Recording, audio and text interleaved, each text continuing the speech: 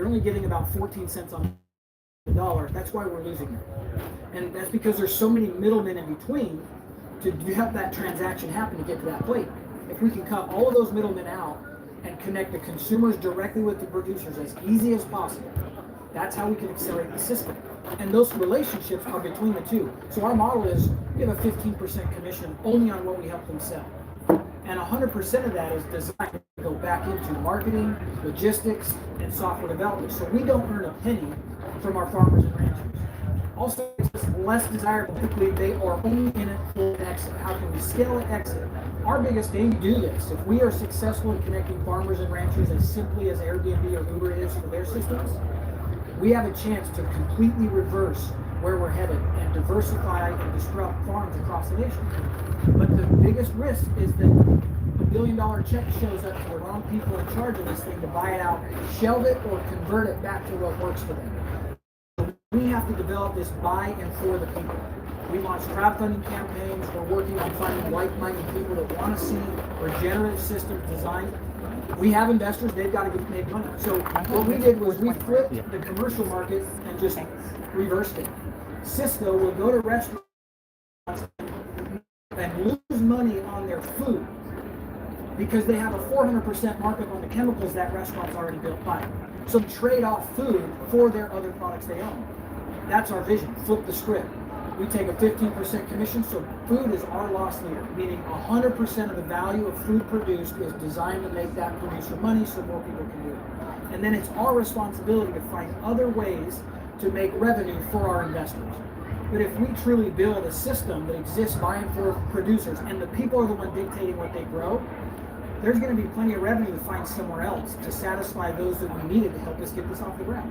We don't have to take it from our farmers and ranchers, but we have to think differently and not think it fully extractionary to make a change.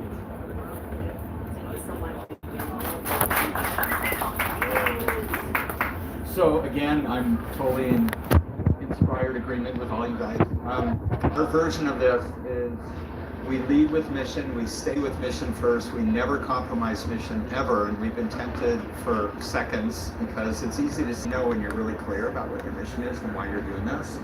So we've said no now to a total of over $450 million from nice people. They didn't show up in a blacked out limousine. They were nice people, but they didn't quite get it enough. So our mission quotient for saying yes to much smaller amounts of money that have helped us grow more slowly, more organically, we are totally sovereign. We are so clear about the mission, but never have to compromise it any bit at all. And if anybody in this room, or you guys, or anybody wants to know how to do that, I will help you as much as I can because I've been blessed to learn how to do that. Yep. So it's not hard. Nature is how we grow everything. We emulate nature. In a handful of living soil, there are more microbes in our hand than there are people on Earth.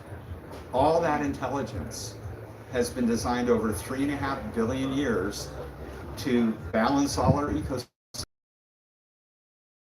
and all symbiosis that exists in nature with vitality and the nutrients and the support to live vital, full, incredibly healthy lives.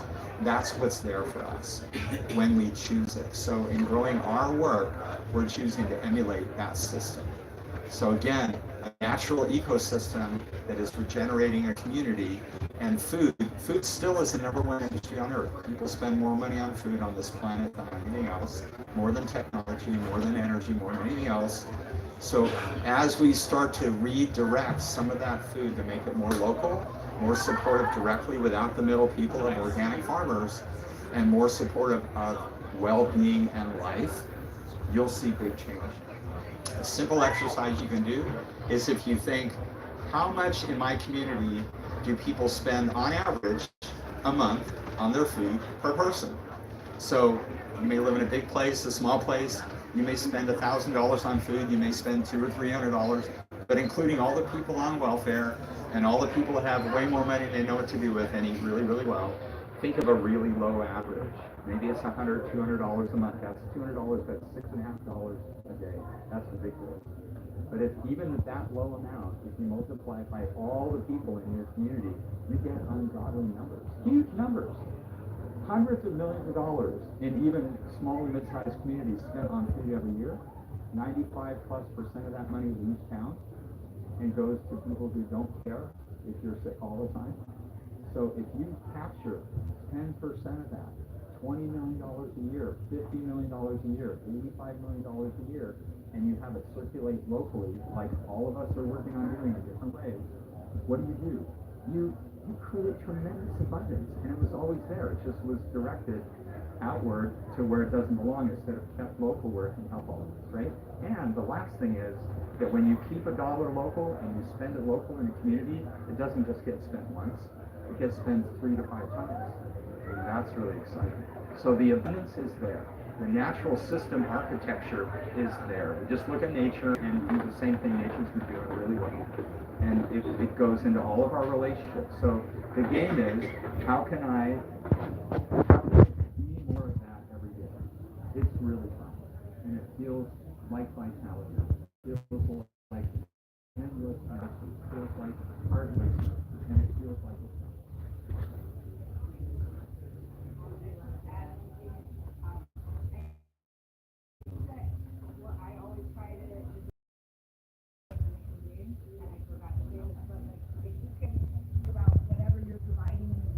Is it a win for you and your family? Is it a win for your community? And is it a win for your investors? Is it a win for your customers? And I had a farm in California that had